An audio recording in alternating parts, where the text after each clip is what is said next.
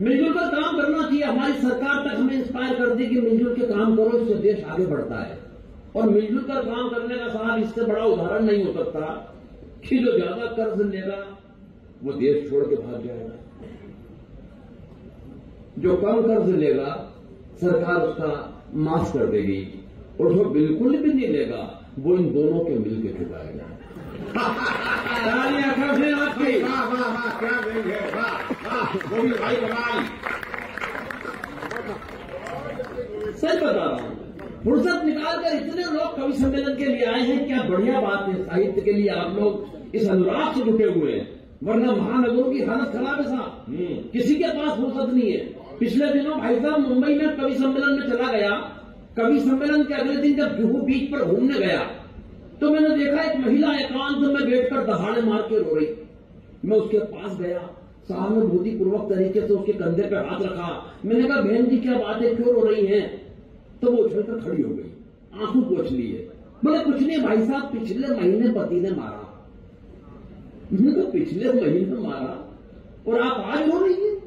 बोले फुर्सत ही नहीं मिली। मैं कहना ये चाहता हूं कि महानगरों में रोने की फुर्सत नहीं है, मगर आप हंसने के लिए फुर्सत निकाल कर आए। कमाल कमाल। और दिनेश भैया फुर्सत का ये आलम है। एक दिन मेरी पत्नी अपने काम में व्यस्त, मैं अपने काम में व्यस्त, न उसे फुर्सत न मुझे फुर्सत। अचानक उसने मेरी तरफ कोई काम उछाला। मैंने कहा देख आज काम मत बता देना, आज मुझे मरने की भी फुर्सत नहीं है। मेरे अंदाज में पलट के बोली आज मर भी मत जाना, मुझे रोने की फुर्सत नहीं है।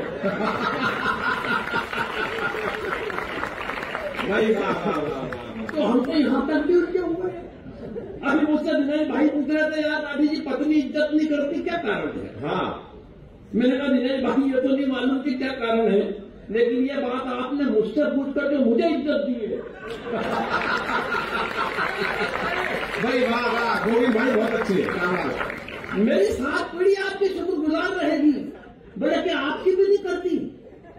भाई साहब मैंने जो जवाब दिया थोड़ा सा इंटरनेशनल है, लेकिन बस यहां से समझ लोगे तो पहुंच जाएगा, और पहुंच जाए तो अब शुरू करवाना, मुझे अभी शुरू हुआ नहीं हूं मैं। बोले भाई साहब क्या आपकी भी नहीं करती? मैंने कहा एक बात ध्यान रखना दिनेश भाई, हिंदुस्तान में अगर रुपए का मूल्य गिरता है तो उसकी गिरावट हर प्रांत में अलग अलग नहीं होती। भाई एक बार जरा जोरदार तालियां बजा दो साहब। कमाल कमाल गोविंद भाई, यू आर ग्रेट। अरे ये बोले सच बताओ क्यों नहीं करती? मैंने कहा एक बात ध्यान रखना दिनेश भाई, जब कोई लड़की मायके से बजा होकर ससुराल में आती है, अपने पिताजी को छोड़ के आती है तो बदले में ससुर साहब मिलते हैं। माँ को छोड़ के आती है बदले में सासू माँ मिलती है। बहन को छोड़ के आती है बदले में ननद मिलती है। भाई को छोड़ के आती है बदले में देवर मिलता है। मगर ऐसा क्या छोड़ा कि तुम उनमें पल्ले पड़े? बोले भैया ऐसा तो कुछ भी नहीं छोड़ा। मैंने कहा फिर एक बात समझ लो भाई कि जो चीज पॉकेट में मिली है उसकी इज्जत कौन कर रहा है? भाई वाह वाह गोविंद भाई वाह। जिंदा हम तो वो सोचती है सर। हालांकि मैं पत्नी पे कोई कविताएं लिखता नहीं सर, पत्नी पे कविता वो लिखता है जो कुंठित होता है। सच बता रहा हूं, जिसकी अपनी पत्नी से अंडरस्टैंडिंग नहीं होती। अंडरस्टैंडिंग के मामले में और मेरी पत्नी लाजवाब। क्या अंडरस्टैंडिंग है हमारी। 27 साल हो गए शादी को दिनेश भैया, मगर 27 साल की शादी की जिंदगी में उसने कभी मुझसे गंवार, मूर्ख, बेवकूफ, नालायक, पाजी, गधा, जाहिल ऐसे किसी शब्द का इस्तेमाल नहीं किया। कारण अंडरस्टैंडिंग इतनी कमाल की है, इतनी कमाल की है कि बस वो नजर भर देखती है और मैं समझ जाता हूं इनमें से क्या कह रही है।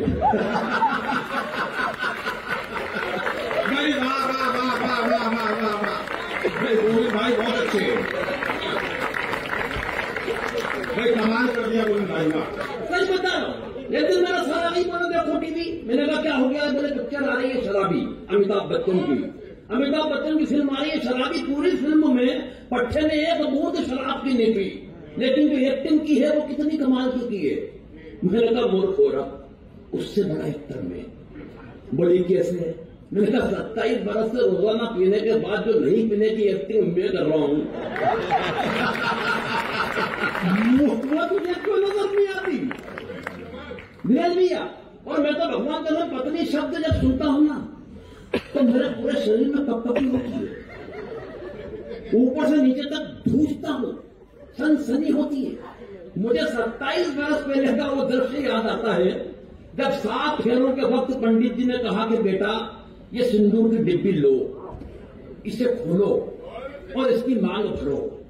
आज जब वो दृश्य कल्पना में आता है तो भगवान कसम ऐसा लगता है कि वो मांग नहीं थी, वो दरअसल नक्सलियों की एक सुरंग थी। कहानियां तो पूरा सदन इस बात पे बजाएगा कि सुरंग भी वो वाली थी जिसमें मैंने अपने हाथों से बारूद बजाई है। भाई वाह वाह